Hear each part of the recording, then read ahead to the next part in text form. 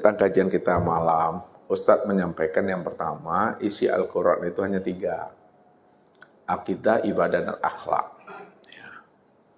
Akidah, ibadah, dan akhlak ini, karena Nabi itu adalah sebagai bayan Al-Quran, ya, dia akan menjelaskan makna Al-Quran, maka Nabi menyampaikan konsep itu dengan konsep iman, Islam, dan ihsan, atau Islam, iman, dan ihsan. Jadi iman yang dikatakan oleh Rasul itu adalah konsep akidah dalam pandangan Al-Quran. Islam yang disampaikan oleh Rasul itu konsep ibadah yang dijelaskan oleh Al-Quran. Ihsan yang disampaikan oleh Rasul itu adalah konsep akhlak yang diantarkan oleh Al-Quran. Maka ketiga hal tersebut, iman, Islam, dan ihsan, akidah, ibadah, dan akhlak, maka dizahirkanlah ilmunya oleh ulama. Ilmu tentang Islam yang berbicara tentang ibadah itu disebut namanya ilmu syariat fikih. Ilmu yang berbicara tentang akhlak dan ihsan itu disebut namanya ilmu tarekat tasawuf. Ilmu yang berbicara tentang iman, akidah itu disebut namanya ilmu tauhid. Ketiga ilmu itu mesti ada pada diri kita.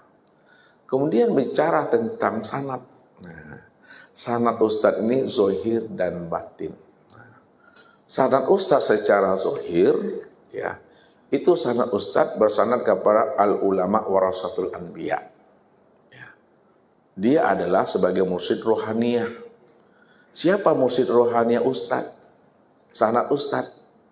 Mursyid rohani ustadz adalah seorang ulama pewaris Nabi yang mampu mengajarkan ilmu ketuhanan kepada ustadz. Itu sanad secara zahir. Kapasitasnya adalah sebagai seorang ulama. Kemudian sanad ustadz secara batin itu adalah mursyid robbaniyah.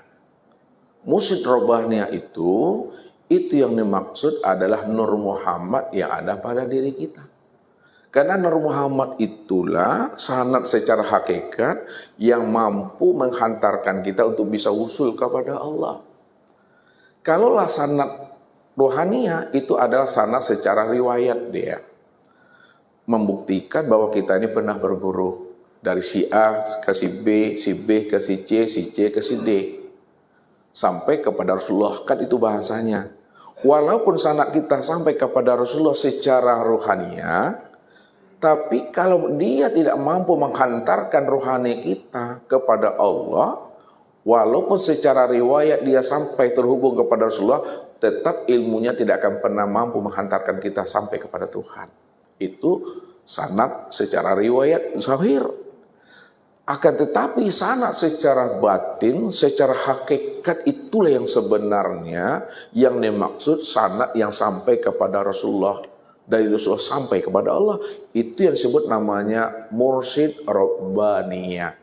Jadi untuk memahami sanad hakikat, sanad secara batin yang disebut namanya mursyid robbaniyah, tidak ada jalan yang lain, kita mesti berguru dengan mursyid rohaniyah yang disebut namanya sanad secara zahir.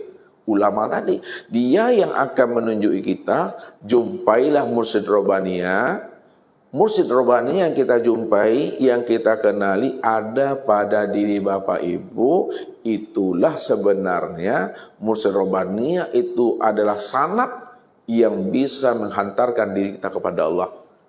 Kalau yang saya tidak bisa. Maksudnya apa? Siapa yang sudah mengenal namanya mursyid robbani itu adalah ruh itu adalah Nur Muhammad itu tempat memandang nyatanya Allah, disitulah sampai kepada Tuhan.